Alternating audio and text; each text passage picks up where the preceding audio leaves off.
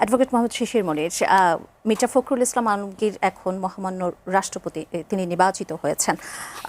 তাকে অভিনন্দন নিশ্চয়ই আপনি জানাবেন। এবং আপনি আজকে কর্নেল অলি আহমেদের তিনি একটি প্রেস ব্রিফিং করেছেন, সেখানে তিনি যেমনটি বলেছেন যে ৭০ অনুচ্ছেদ যদি না থাকতো তাহলে এমপিরা ইচ্ছে মতো ভোট, ৭০ অনুচ্ছেদের কারণে এমপিরা ইচ্ছে মতো ভোট দিতে পারেন। এবং একটি জরিপের কথাও তিনি বলেছেন যে সেখানে ৬৮% মানুষ তাকে সমর্থন করেছেন, যেটি তিনি বলতে চাচ্ছেন যে ৭০ অনুচ্ছেদই আসলে বার হয়ে দাঁড়িয়েছে এখানে। আপনার মতে কি আজকের নির্বাচন নিয়ে আপনার পর্যবেক্ষণ কি? I am very happy to see যে মির্জা ফখরুল ইসলাম আলমগীর তিনি ইলেক্টেড হয়েছেন। তার মতো এরকম সজ্জন লোক বাংলাদেশের রাষ্ট্রপতি হওয়া শুধু দেশের জন্য নয়, দেশের বাইরেও আমার ধারণা আমাদের ভাবমূর্তি উজ্জ্বল হবে। আমাদের দেশের রাজনৈতিক বিভিন্ন বিবাদমান দলগুলোর মধ্যে এক ধরনের হারমোনি ক্রিয়েট হবে। কারণ আমি কাছ থেকে দেখেছি মির্জা ফখরুল ইসলাম আলমগীরকে। একবার আমার মনে আছে 2009 সালের সম্ভবত 17ই ডিসেম্বর আমি ওনার বাসায় গিয়েছিলাম। আমি তখন একটা ছাত্র সংগঠনের দায়িত্বে ছিলাম। বাসায় গিয়ে আমি ওনাকে কিছু প্রকাশনী দিয়েছিলাম, একটা ম্যাগাজিন, একটা ক্যালেন্ডার, একটা ডায়েরি। তখন ওনার ড্রয়িং রুমে বসে ওনার সঙ্গে অনেক মানুষ দেখা করতে আসলো। উনি আমাদেরকে বসালেন, চা খাওয়ালেন, মিষ্টি খাওয়ালেন, আর সাথে সাথে সবাইকে ডাকলেন, এই তোমরা সবাই এদিকে আসো, আসো, তোমরা কি করো? এই যে দেখো, এই ছাত্র শিবিরের ছেলেরা ডায়েরি বের করছে, লেখালেখি বের করছে, বই বের করছে, তোমরা করো না কেন?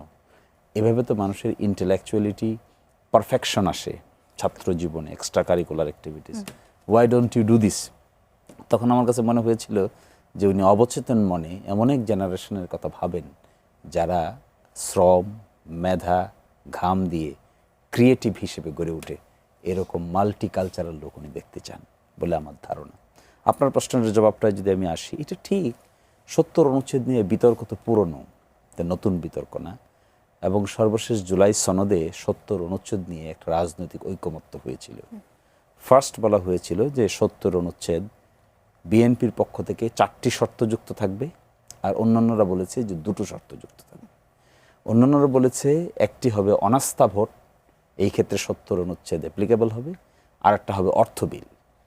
আর বিএনপির পক্ষ থেকে বলা হয়েছে এই দুটোর সাথে তারা যদি সরকার গঠন করেন তাহলে তারা আরও 2টো শর্ত যোগ করতে চান।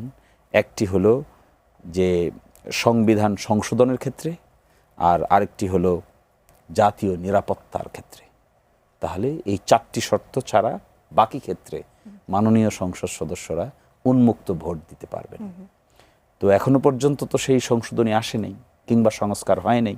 না হওয়ার কারণে অতীতের সাংবিধানিক সিস্টেম মেনটেন করেই ৭০ অনুচ্ছেদের বাধা হলো যদি কোনো পার্টি থেকে মনোনীত হয়ে সংসদ সদস্য হন তাহলে আপনি সেই দলের সিদ্ধান্তের বিরুদ্ধে ভোট দিতে পারবেন না, কিংবা যদি পদত্যাগ করেন তাহলে এই দল থেকে যদি পদত্যাগ করেন তাহলেও আপনার সদস্যপদ থাকবে না। ভোটও যদি দেন তখনও আপনার সদস্যপদ থাকবে না। তো এটির যে সংশোধনের প্রয়োজনীয়তা আছে এটি কিন্তু জাতীয়ভাবে অলমোস্ট একমত সকলেই। So this is a good sign. আজকেও দেখলাম মাননীয় স্বরাষ্ট্রমন্ত্রী এই কথা বলেছেন যে আগামীর নির্বাচন হবে ৭০ অনুচ্ছেদ সংশোধনের পরে। তাহলে কি সেই সংশোধন? সেই সংশোধন হলো বিএনপির ভাষায় এই 4টা ক্ষেত্র ছাড়া বাকি ক্ষেত্রগুলোতে একজন রাষ্ট্রপতির ভোটেই বলেন কিংবা একটা বিলেই হানা ভোট দিতে বলেন, স্বাধীনভাবে ভোট দিতে পারবেন। সেই 4টার মধ্যে একটা হলো সংবিধান সংশোধন, আরেকটা হলো অনাস্থা ভোট, আরেকটা হলো জাতীয় নিরাপত্তা, আর সর্বশেষটা হলো অর্থ বিল। এই 4 ক্ষেত্রে দল যেদিকে ভোট দেবে সেদিকেই দিতে হবে, আর না হয় সদস্যপদ থাকবে না। এছাড়া বাকি সকল ক্ষেত্রে উন্মুক্ত থাকবেন। এই বিধানটা ইন্ট্রোডিউস হলে আজকে একজন প্রতিদ্বন্দ্বী যেভাবে বলেছেন সেটা হতে বাস্তবে রূপান্তরিত হবে। আরেকটা কথা কিন্তু ওখানে আলোচনা হয়েছিল যে প্রাইম মিনিস্টার এবং প্রধানমন্ত্রীর যে ক্ষমতা এখন এটি কিন্তু ভারসাম্যহীন। মাননীয় প্রধানমন্ত্রীর যে ক্ষমতা আর মহামান্য রাষ্ট্রপতির ক্ষমতা বেসিক্যালি 2টো থাকে। একটা হলো মাননীয় প্রধানমন্ত্রীকে অ্যাপয়েন্টমেন্ট দিতে পারেন উইদাউট এনি অ্যাডভাইস, আর একটা হলো মাননীয় প্রধান বিচারপতিকে তিনি অ্যাপয়েন্টমেন্ট করতে পারেন উইদাউট অ্যাডভাইস। এছাড়া বাকি সব ক্ষেত্রেই মাননীয় প্রধানমন্ত্রীর অ্যাডভাইস ছাড়া তিনি কোনো কাজ করতে পারেন না।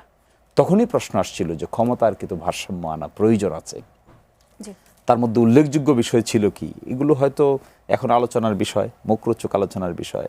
কোনো একদিন যদি স্ট্রাকচারাল চেঞ্জ আসে, পারপাসফুল কোনো চেঞ্জ যদি আমরা করতে পারি, perhaps those days will be the golden days for the nation.